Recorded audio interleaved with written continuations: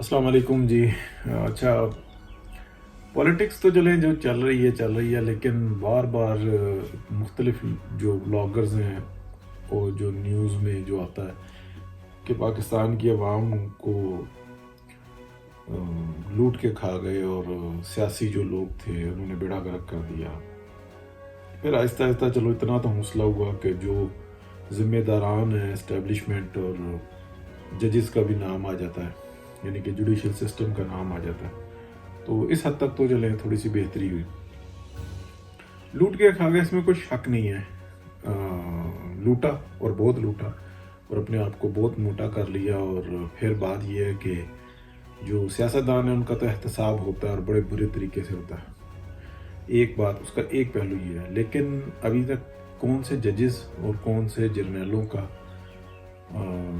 एहतसाब हुआ है? नाम भी लेना जो होता है वो मुश्किल हो जाता है, इल्ज़ामात लगते हैं, बस ठीक है, बेशुमार के नाम लिए जा सकते हैं, लेकिन फिर वो इनफरादियत आ जाती है, नहीं लेते। तो नाम आना शुरू हो गया है, तो इसमें बेहतरी आएगी। आहिस्ता आहिस्ता जिन लोग उठाए भी जाएंगे और उनको जवाबदेह होना भी होगा। लेकिन जिस मौजू की तरफ मैं तवज्जो दिलाना चाहता हूँ, बहुत दफ़ा तवज्जो दिलाई भी गई है बहुत सारी जगहों से, कि यार पाकिस्तान की आवाम को भी बहुत कुछ मिला है। अगर हर शख्स सिर्फ अपनी फैमिली को देखे तो आज से 40 साल पहले क्या थे और आज क्या है, सिर्फ 40 साल पहले। यानी कि अगर पाकिस्तान को देखें तो पाकिस्तान बड़ा खूबसूरत था 50-60 साल पहले, 70 साल पहले जब आज़ाद हुआ था। लेकिन कहाँ तक खूबसूरत था, माँ सिवाय चंद शहरों के, बाकी तो सब गोरे ने अपनी कॉलोनीज़ बनाई हुई थी, लोगों को जानवरों की तरह इस्तेमाल करते थे। तो जो रिसोर्सेज थे वो क्या थे, मतलब खेती बाड़ी करते थे, वही बैलगाड़ी और वो सब कुछ था। लेकिन क्या आज से 60 साल पहले बरतानिया में भी ऐसे ही हो रहा था? नहीं, वो बड़े जदीद थे।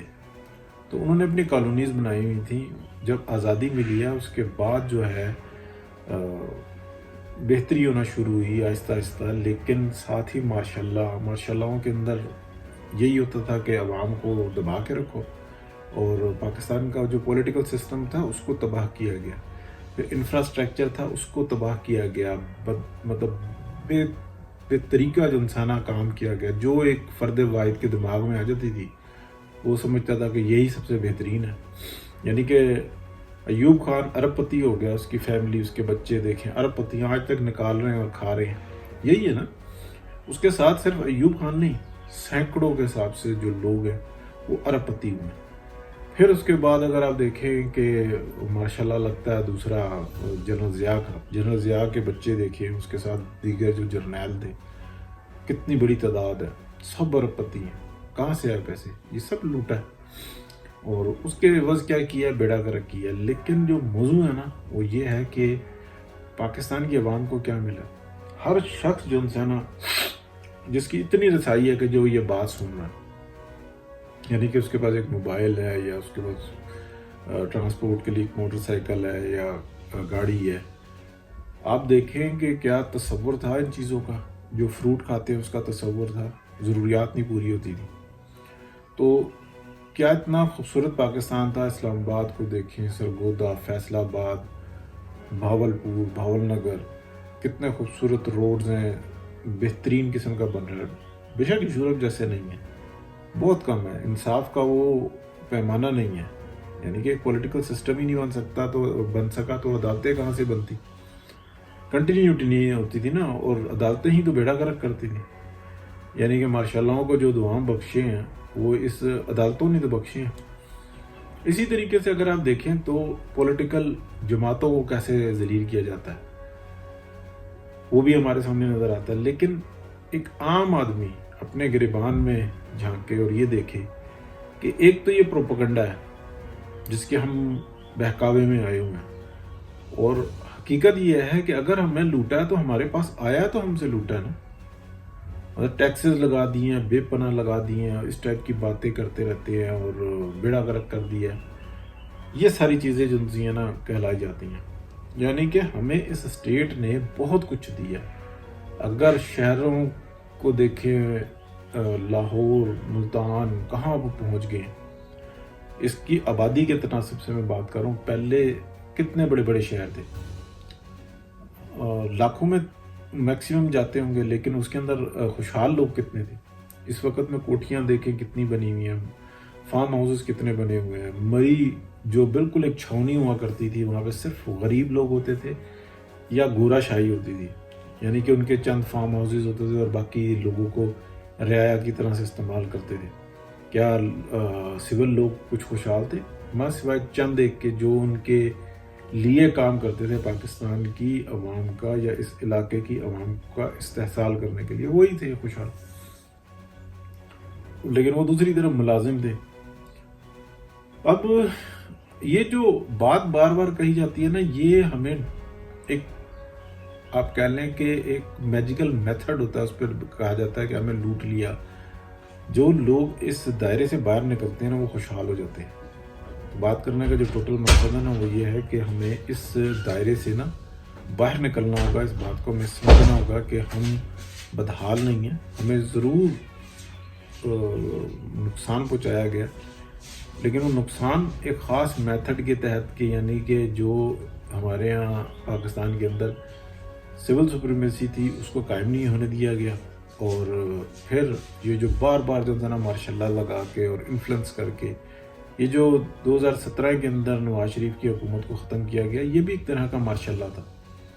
لیکن آج جو ان سا اتنا بدحال کر کے چھوڑا گیا، اور پھر منت ترلا، اور پھر یہ کہا جاتا ہے کہ جناب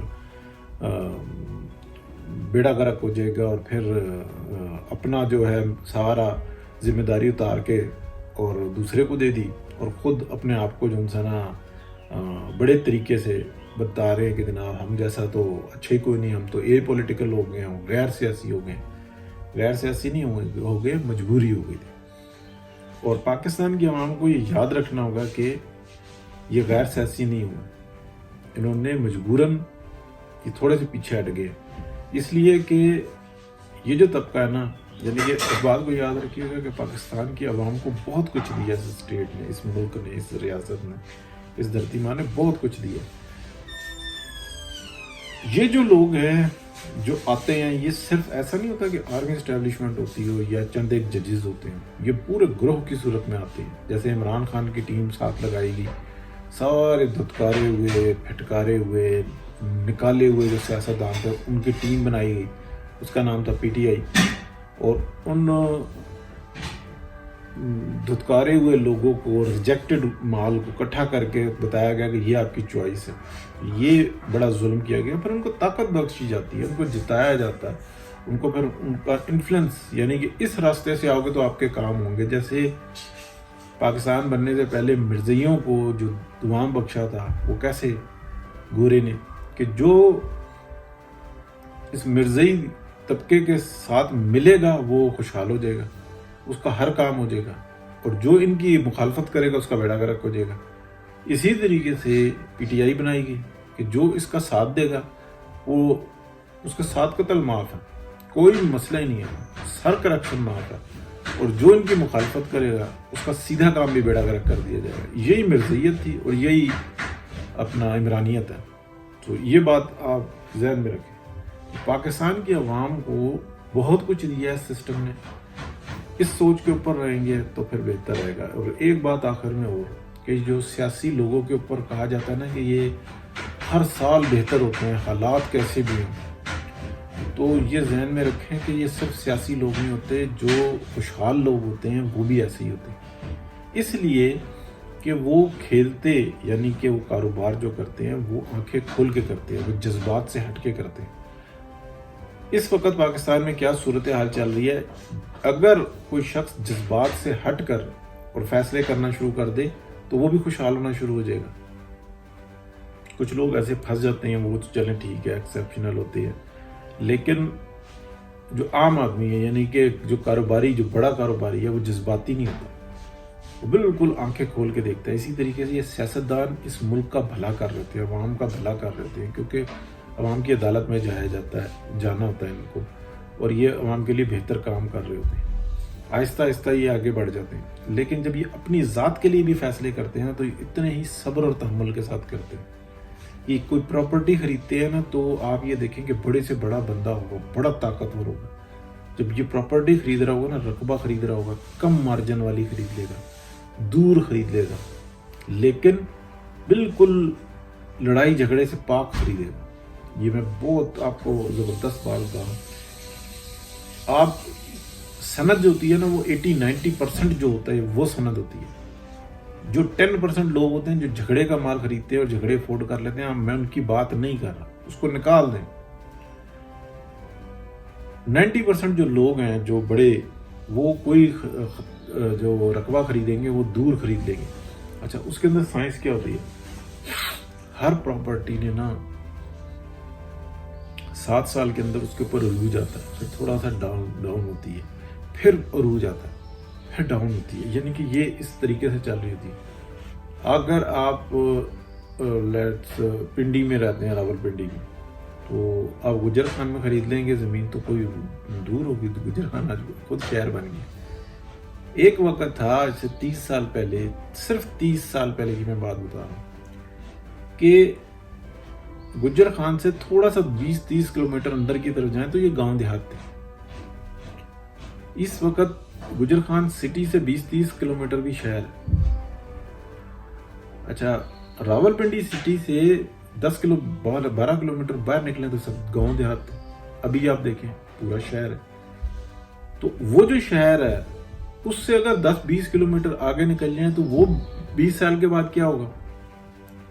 तो जो ठंडे लोग होते हैं ना, वो इस चीज को कैलकुलेट करते हैं और वो आगे चल रहे होते हैं, इसलिए वो कमा रहे होते हैं।